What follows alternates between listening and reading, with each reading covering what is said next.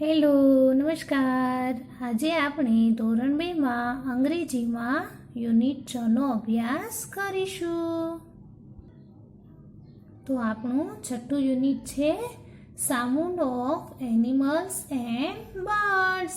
હવે સાઉન્ડ એટલે અવાજ, એનિમલ્સ એટલે પ્રાણીઓ અને બર્ડ્સ એટલે પક્ષીઓ।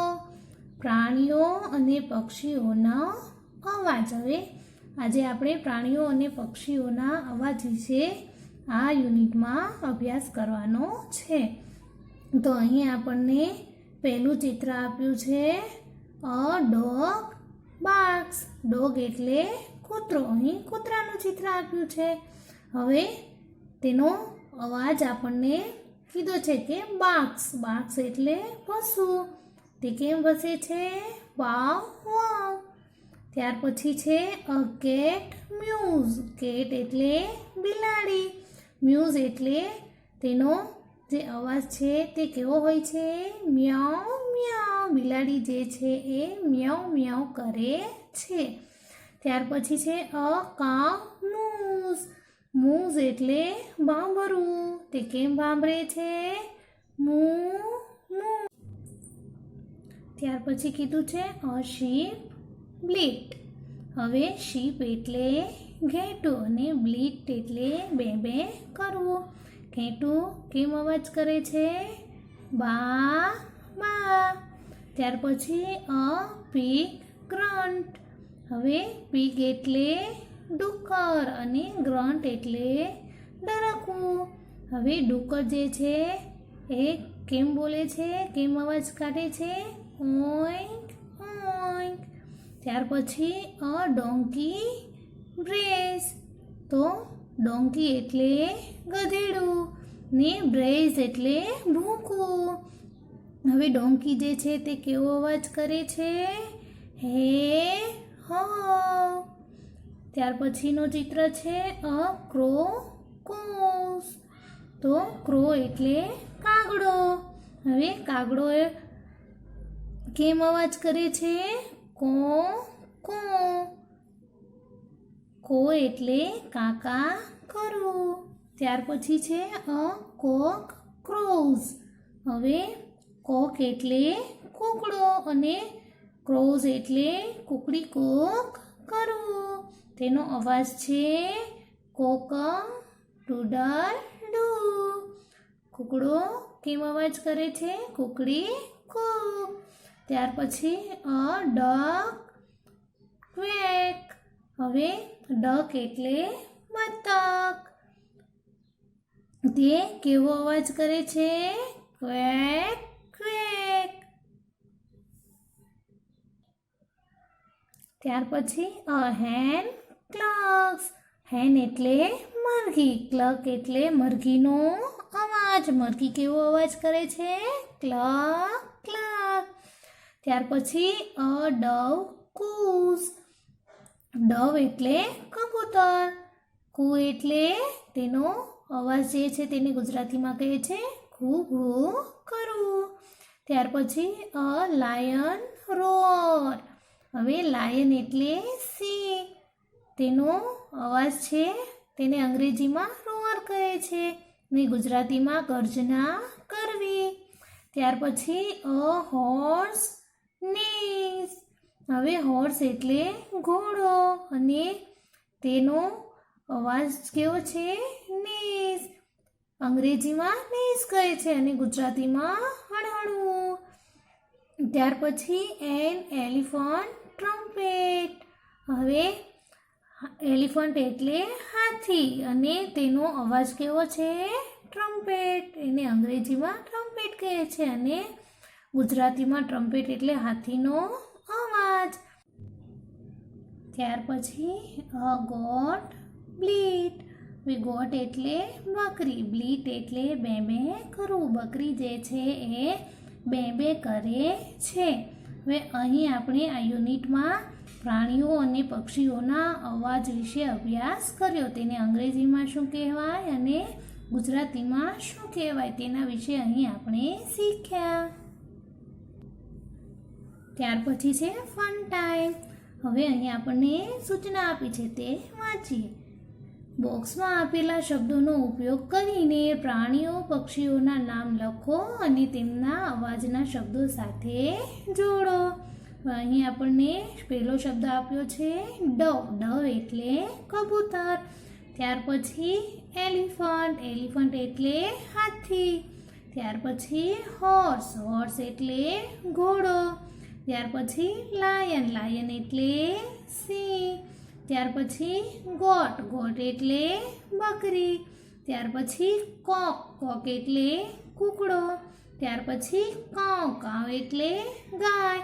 હવે અહીં આપણને ચિત્રો આપ્યા છે અને તેના અવાજો આપ્યા છે.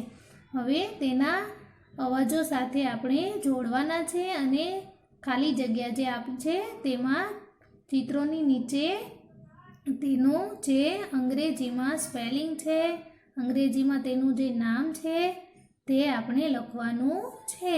તો અહીં પહેલું ચિત્ર શેનું છે? હાથીનું. હાથીને અંગ્રેજીમાં શું કહેવાય? એલિફન્ટ. તો અહીં આપણને એન એલિફન્ટ લખેલું આપેલું જ છે. એવી રીતે અહીં આપણને જે ચિત્રો આપ્યા છે તેની નીચે ખાલી જગ્યાઓ આપી છે તેમાં આપણે લખવાનું છે. મેં અહીં લખીને આપ્યું છે, તમારે તમારા પુસ્તકમાં લખવાનું રહેશે. તો એલિફન્ટ જે છે તે કેવો અવાજ કરે છે?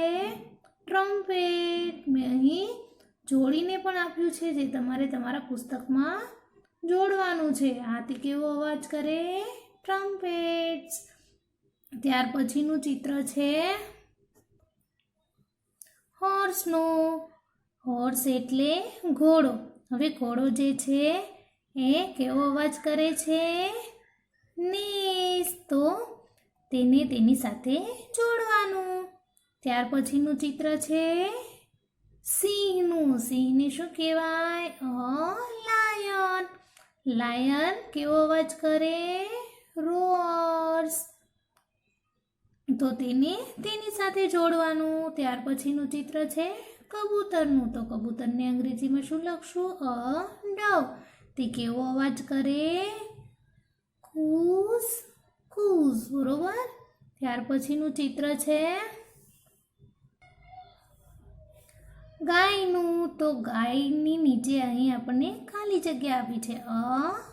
કાઉ. તેને અંગ્રેજીમાં શું કહેશું? કાઉ. તેનું સ્પેલિંગ છે COW. તે કેવો અવાજ કરે છે? મૂસ. તો તેને તેની સાથે જોડીશું. ત્યાર પછી છે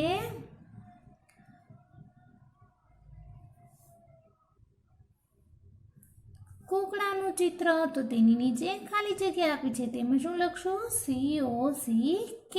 કોક. તો કૂકડો જે છે તે કેવો અવાજ કરશે? ક્રો. તો તેને તેની સાથે જોડવાનું છે. ત્યાર પછીનું ચિત્ર શેનું છે? બકરીનું. તો તેની નીચે શું લખીશું? ગોટ. બકરી કેવો અવાજ કરે? બ્લીટ્સ બ્લીટ્સ. તો તેને તેની સાથે જોડીશું.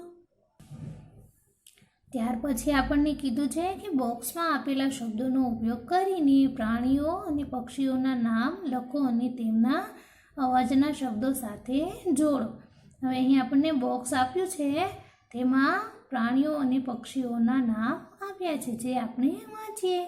પહેલું છે ડોંકી. DONKEY. ડોંકી એટલે ગધેડું. ત્યાર પછી DUCK. ડક એટલે બતક. ત્યાર પછીનું સ્પેલિંગ છે CAT. કેટ એટલે બિલાડી. ત્યાર પછી PIG. પીગ એટલે ભૂંડ, ડુક્કર. ત્યાર પછીનું સ્પેલિંગ છે CROW. ક્રો એટલે કાગડો. ત્યાર પછીનું સ્પેલિંગ છે SHEEP. શીપ એટલે ઘેટું. ત્યાર પછીનું સ્પેલિંગ છે HEN. હેન એટલે મરઘી. ત્યાર પછીનું સ્પેલિંગ છે DOG. ડોગ એટલે કૂતરો. હવે અહીં આપણે તેનો જે અવાજ છે તેની સાથે જોડશું અને ચિત્રની નીચે જે ખાલી જગ્યા આપી છે તે બોક્સમાંથી પૂરવાની છે. મેં અહીં પૂરેલી આપી છે, તમારે તમારા પુસ્તકમાં જાતે પૂરવાની રહેશે. તો અહીં પહેલું ચિત્ર શેનું છે? કૂતરાનું. તો તેને અંગ્રેજીમાં શું લખશું? અ ડોગ, DOG, ડોગ એટલે કૂતરો. તે કેવો અવાજ કરે છે? બાર્ક્સ. ત્યાર પછીનું ચિત્ર છે બિલાડીનું. તો તેની નીચે આપણે શું લખીશું? કેટ, CAT, કેટ એટલે બિલાડી. તેનો અવાજ કેવો હોય છે? Mu mu. ત્યાર પછીનું ચિત્ર છે ઘેટાનું. તો તેની નીચે આપણે સ્પેલિંગ લખીશું SHEEP, શીપ એટલે ઘેટું. તે કેવો અવાજ કરે છે? બ્લીટ બ્લીટ. ત્યાર પછીનું ચિત્ર છે ગધેડાનું. તો તેની નીચે ખાલી જગ્યામાં લખશું DONKEY, ડોકી એટલે ગધેડો. તે કેવો અવાજ કરે છે? બ્રેસ બ્રેસ. ત્યાર પછીનું ચિત્ર છે ભૂંડનું, ડુક્કરનું. તો તેની નીચે ખાલી જગ્યામાં લખશું અ પીગ, PIG, પીગ એટલે ભૂંડ. તે કેવો અવાજ કરે છે? ગ્રોન્સ. ત્યાર પછીનું ચિત્ર છે બતકનું. અ ડક, DUCK, ડક એટલે બતક. તે કેવો અવાજ કરે છે? ક્વેક્સ ક્વેક્સ. ત્યાર પછીનું ચિત્ર છે કાગડાનું. તો કાગડાને અંગ્રેજીમાં શું કહેશું? ક્રોઝ, ક્રોઝ, CROW, ક્રો એટલે કાગડો. તે કેવો અવાજ કરે? કો કો. ત્યાર પછીનું ચિત્ર છે મરઘીનું. તો મરઘીને શું કહેશું આપણે? હેન, હેન, HE, હેન એટલે મરઘી. તે કેવો અવાજ કરશે? ક્લક્સ ક્લક્સ. તો અહીં આપણે ફન ટાઈમમાં પણ સરસ મજાનો અભ્યાસ કર્યો. અહીં આપણો છઠ્ઠો પાઠ પણ પૂરો થાય છે.